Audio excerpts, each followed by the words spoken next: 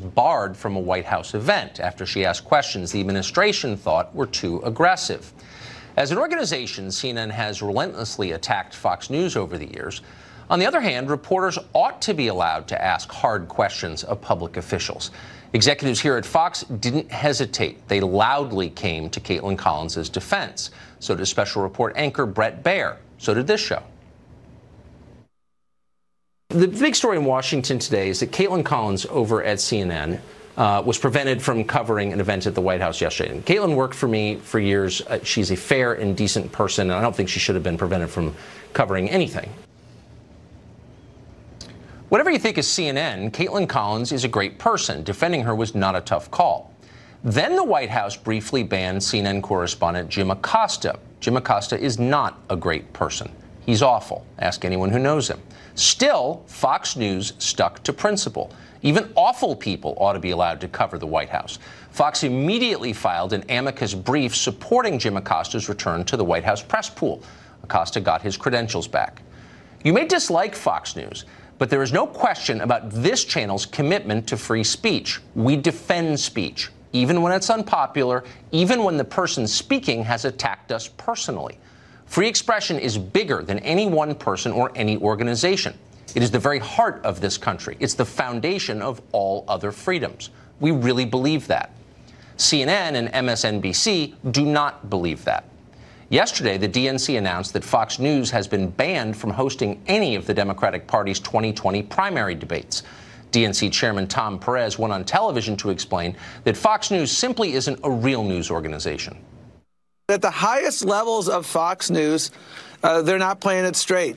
I do not have the confidence that we need to take such an important part of the nomination process, these debates, and trust them to folks who at the top levels are consulting Donald Trump before they do anything. I couldn't do that.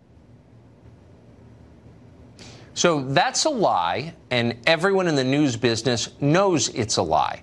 Our news anchors don't consult Donald Trump or any other politician before asking their questions. They didn't in 2016, they don't now, they never will.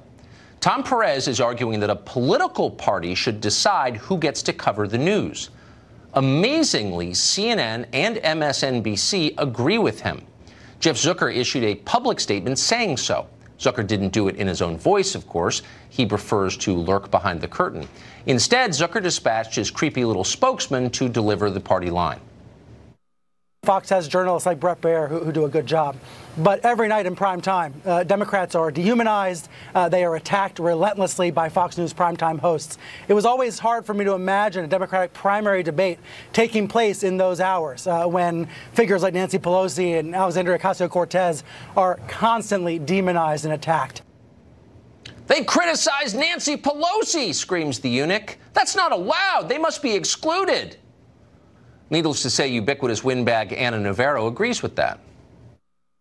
Fox News is tainted with partisanship. It's not irrational. It's not illogical for the DNC to wonder and suspect if they can get a fair shake from Fox News or if they will be set up. You've figured out the game by now.